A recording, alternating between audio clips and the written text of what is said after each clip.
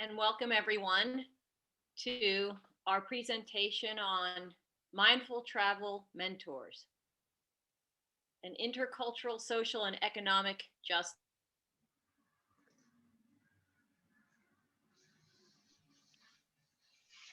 As you just heard who we are, and of course, Zoom makes sure that you remember who we are. So why Finland? Here we have the city of Helsinki, and this is the view you get when you approach Helsinki from the Baltic Sea. So Finland is one of the Nordic countries, one of the 5 Nordic countries in Europe, the sisters to Sweden, Norway, Denmark, and Iceland. And it is a country known for taking care of its people. So that's why Finland. That's why Finland with social worker too.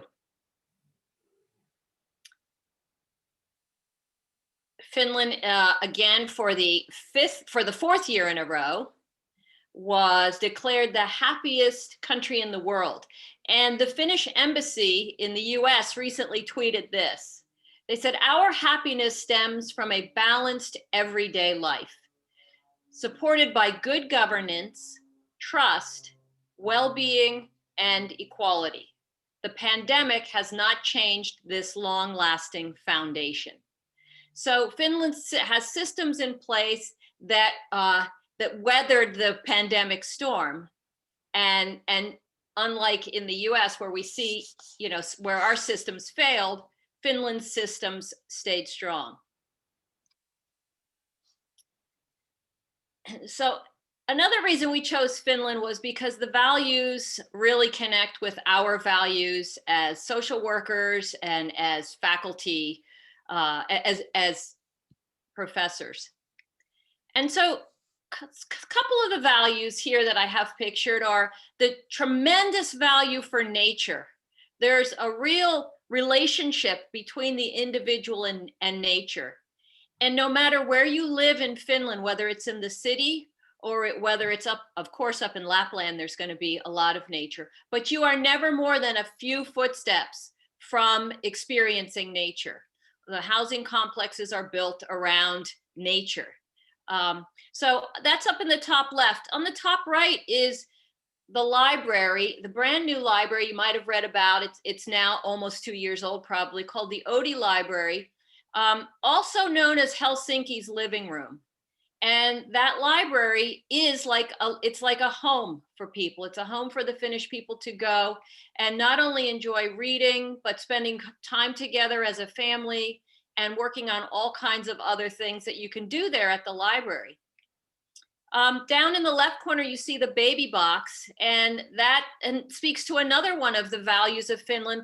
Every individual starts off on the same footing with the same things. So every time someone is expecting a baby, they receive a baby box. It's filled with about 250 to 300 euros worth of clothing, blankets, diapers, all the necessities for raising a baby. And the box itself is a little cradle until the baby is big enough to sleep in a crib. And then in the center, you see the sauna. The sauna is family time for the Finns. Very important sort of ritual that they do as a family. And then lastly, I have the picture of the streets in Finland where you can see that there's room for bicycles, so that, they value being outdoors. They value just spending time with your family, riding your bike or walking. So very quickly, I want to just go over our learning outcomes for this session.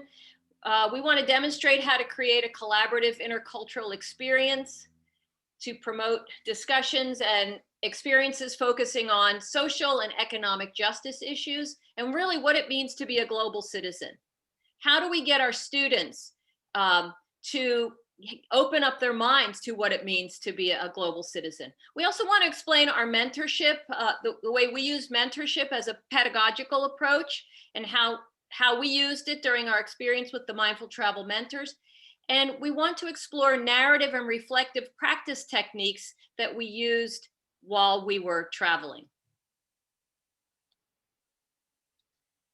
So I have to just give you a little bit of background. It'll be brief. What mindful travel is. Hope and I first created a faculty mindful travel experience. We felt that there wasn't enough professional development to get faculty out of the classroom and into the world, really. So we put that together, and still hard to believe our college supported it.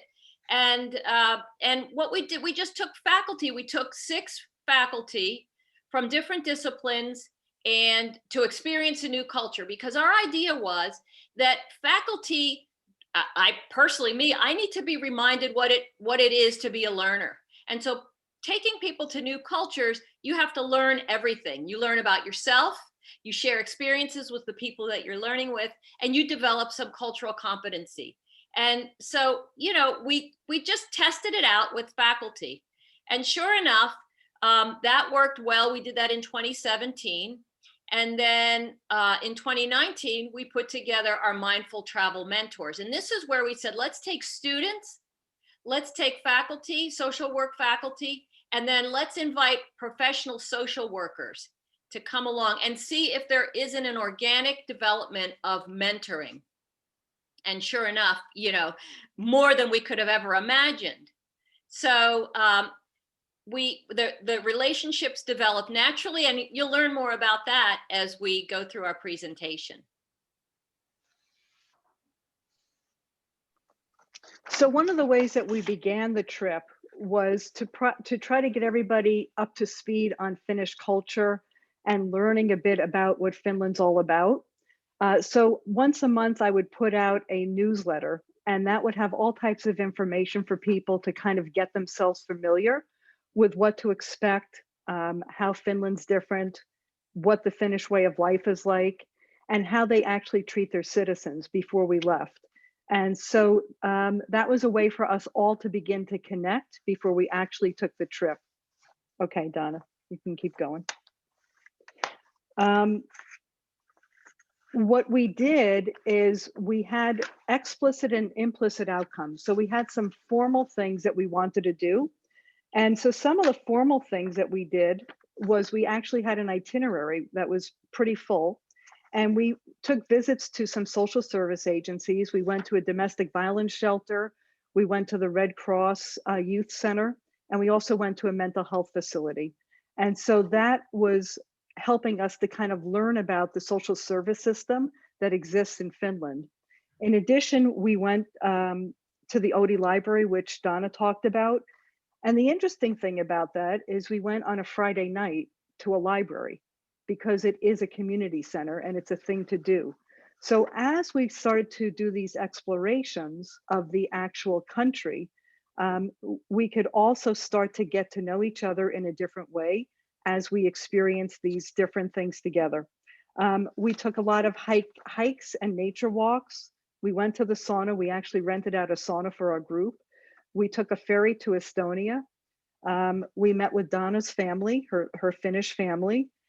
We took a walking tour of Helsinki, and this was all the explicit or our formal itinerary. But what was really happening underneath it was, as you can see, was this informal piece of people connecting, the students connecting with the mentors who were professionals, social work professionals, social work faculty. And you can see, maybe Donna, you could point out Leanne. Leanne's the person with the blue scarf. She's actually our Finnish partner, and she's from Metropolia School of Applied Science. And she actually decided to spend the whole trip with us. So that was really like an additional bonus for everybody. In terms of informal, part of our goal was to also empower the students to have to figure things out on their own. So our Airbnb was about a 20-minute walk from their Airbnb. And they had to kind of figure out, well, how are we going to get back and forth, and how do we meet in different places? So all of this was to empower them and to help them to explore a new city, figure out what things they need to learn and do. And also, it helped all of us to kind of immerse ourselves in the new culture by learning how to travel on the metro. What was it like to take the ferry, et cetera, et cetera. So what started to happen was just very naturally by doing these activities, these mentor relationships were developing. Okay, next one. So here you see what we did is every morning we would meet and we would have like a light breakfast together, but it was an informal time for us all to kind of connect and just chit chat about whatever was happening. And you can see the informal groups of students and the mentors. And this was a combination of faculty, we had from Misericordia, Susan, we had Christina Gigler from Marywood, and then we had the professionals that actually were an outgrowth of when we did a presentation at the NASW conference. We had people come up to us at the end and say, gee, we'd really like to go with you. And so that's how we kind of put together the whole idea of like, let's do this mentor thing.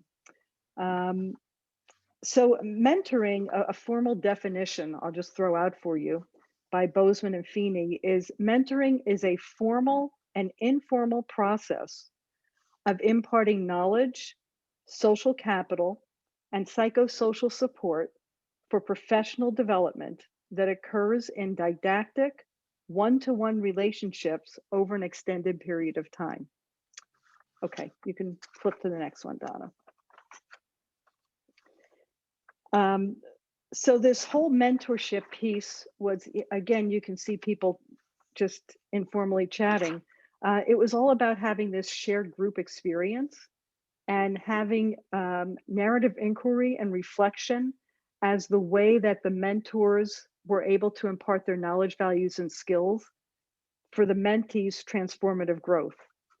And also, as we were doing this, we were actually really working on the different competencies, the social work competencies, like demonstrating ethical and professional behavior, engaging diversity and difference in practice, advancing human rights and social and economic and environmental justice.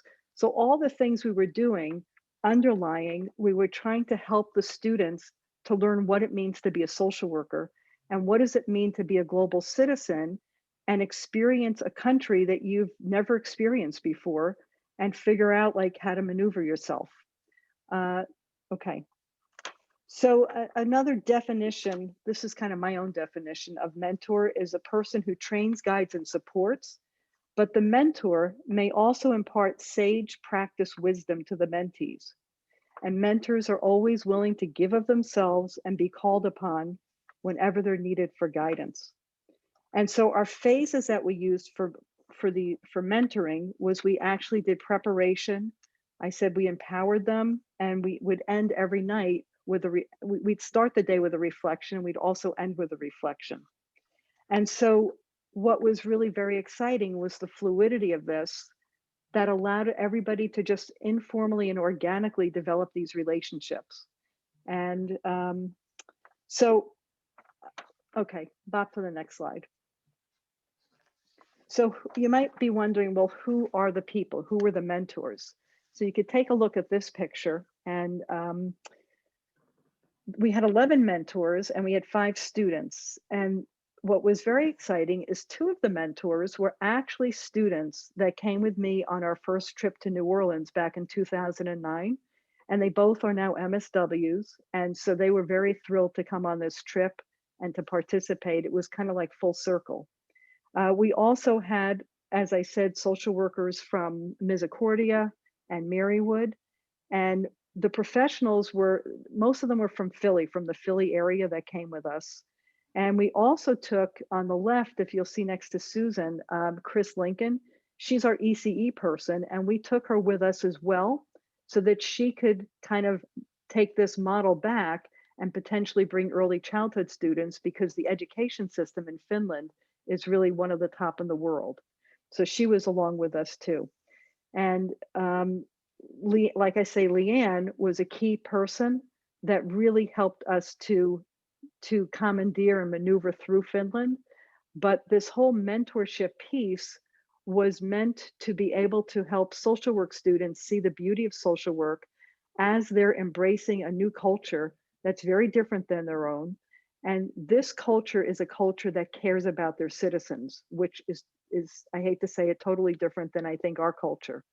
But that was why we picked Finland as well, because it is a culture where it's really a model of how to treat people, and how to care for every citizen and show human dignity. Okay, I think I'm good. Okay. So we decided to apply narrative and reflective practice techniques. So a little bit about narrative. Narrative, we're naturally storytellers. I mean, that's how we've evolved as a species, right? And we're always into interpreting things. So bringing that practice into a daily routine, beginning in the morning, we bookend it. In the beginning, we would start with, you know, a daily reflection, a daily intention, maybe a mindful practice, maybe a breathing technique, and just to kind of set the tone for the day. And these morning practices were shared by the mentors. And at the end of the day, we would gather in a circle once more to kind of the other end of that bookend to reflect back on what our experience was throughout the day. So there was this daily group processing. And again, the importance of the connection, the importance of the relationships that we're developing, getting deeper and richer every single day. So the techniques were simple, but they were rich. Mindfulness, you know, I'm an ardent believer in the importance of mindfulness, and that's basically just being focused, just really paying attention to what the experience is and really embracing it. We also encourage students to journal every day their experience. And at the very end, our last session together, and I'll share a little bit more about that, was the use of photo voice, where we all took pictures of our favorite experience, what summed it up, our travels. So this was like fertile grounds for us all to become very, very engaged with one another. We practiced active listening with one another, and I really love that we were always in a circle. So the next slide, please. So I love the quote, we don't learn from experience, we learn from reflecting on experience. And if you think about that, what really makes our lived experience meaningful is when we take the time mindfully to reflect on what we experienced, the food, the conversations that we shared. And you can tell just looking at this picture how attentive, like every slide you see, you can really see how engaged we all were. And it wasn't like gossip, it wasn't like light banter. We were really talking about some really important issues and how we were experiencing this trip. Yeah. So the next slide. And so how organic this really was, these relationships. So here are two professional social workers really engaged in conversation. So the mentors mentored each other. It wasn't just that the mentors were mentoring mentees, students. We were all mentoring each other. And I would also say that the students mentored us in some ways too, because we were experiencing the experience through their eyes as well. When we would gather together with our storytelling, our narrative, we would hear about their stories, their experience. Even though we did the same thing sometimes, their experience was so different. So we embraced that as well. And that really enriched our whole experience. So you can, and once again, you can see how engaged we all were. This slide again really depicts, you know, how active we were with listening and sharing our experiences.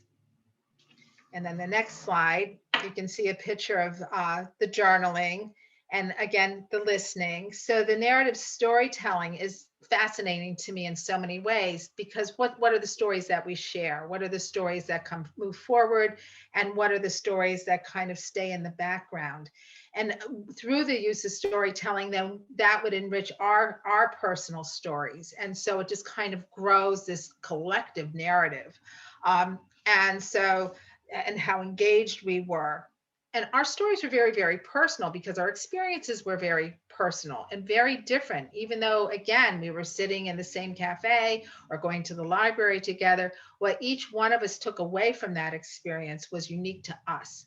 But when we shared them, it became a collective story of, you know, what it is to be a global citizen. And then the next slide is an example of some of the reflections that were shared. Some of this was at the beginning of our journey.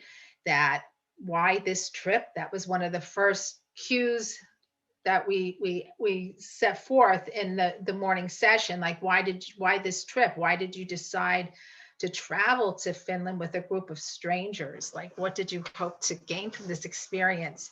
And what was unique about this is that we were all female.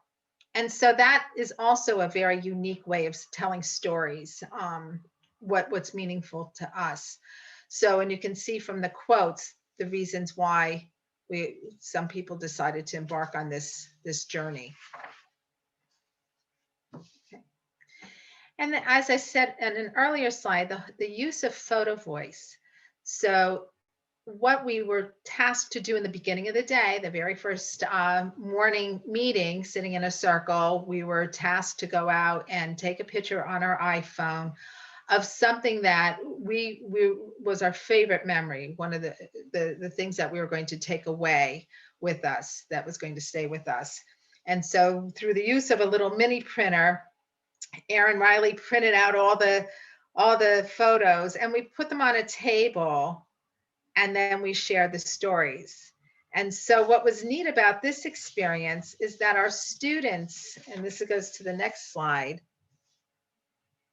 hosted us at their room in their apartment. And so they really exhibited and modeled the Finnish values, the respect, the care for one another. They made our favorite food. They really welcomed us into their hostel, and just really were amazing. We just saw such growth in them. So it was them mentoring us at the end. So this brought it all together. This last meeting, we came full circle, sharing what was meaningful to us about this trip, and we all related to every single one of those photos. I mean, we could have taken a gazillion pictures of what was our favorite experience in Finland. But our values, our social work professional values, were strengthened, I think, during this trip. The importance of human relationships, social justice, human dignity. Matter of fact, I think maybe, Donna and Hope can share that it's really against the law for homelessness in Finland, that people are not allowed to be homeless. And again, compare and contrast with our culture, it's startling at times. And so it's really taking care of each other and the well-being of one another. And I think this was such a life-changing experience for all of us, for every one of us. And then the next slide, the reflections, our final reflections. And you can see from reading the quotes, how it exceeded the expectations. And again, you can see nature, the cottage with the purple flowers, the intimate conversations, listening, the family picnic, the sauna, just, really embracing this culture and having a newfound respect for, the importance of societal values. And then the next slide. So what did we learn? Well, I can tell you that every single one of our traveling companions learned a lot about Finnish culture. They learned about the scene, the above the surface cultural practices and behaviors and norms, but certainly a lot of the below the surface of how people take care of one another, and why people take care of one another, and the belief that everyone is the same and no one stands out, that everybody deserves the same. We also learned how to navigate a new culture and to navigate culture shock, because culture shock is a natural reaction or process to something new. We learned from our visits how to solve universal problems, that there are universal problems out there, but there's so many different ways to solve them. And I also think that students had an increased awareness, it's not students, I mean all of our travelers, of their own cultural identity, because you actually rewrite your cultural identity while you're in another culture. You kind of do a little rewiring, how to travel. I mean, we learned so much.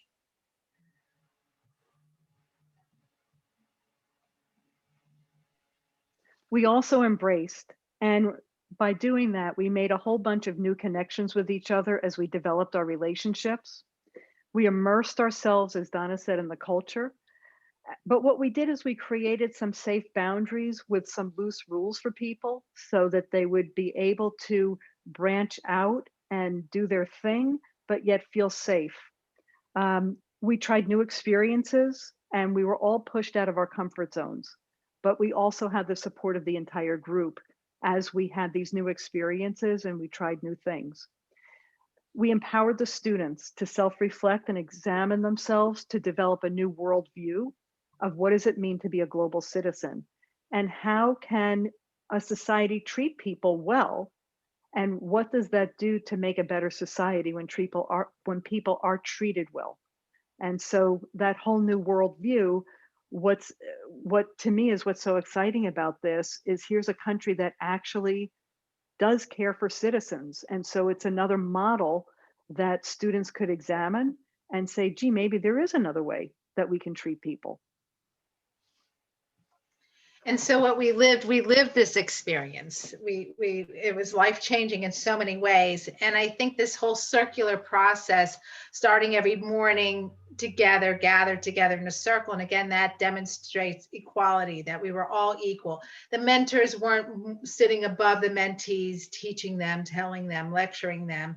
No, we were sitting in a circle, sharing our lived experience of our daily trip.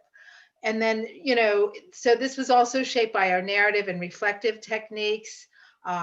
We all became global citizens just through the sheer immersion of this experience. And in the end, we really begin to live those Finnish values. There was a genuine care and concern for one another. We just lived those values. The way that the students prepared that last dinner for us was just awesome. It was really heartfelt.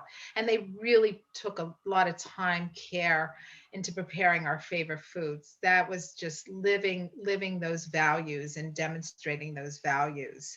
So all in all, I think, this lived experience just was so remarkable in so many ways. And looking at these pictures, I can tell you, I just can't wait to go back and experience it again, because it was just such an awesome experience. You think, oh, a group of women together navigating and deciding where you're going to eat and what you're going to do next, and how we all collectively did that and agreed wonderfully on all these things.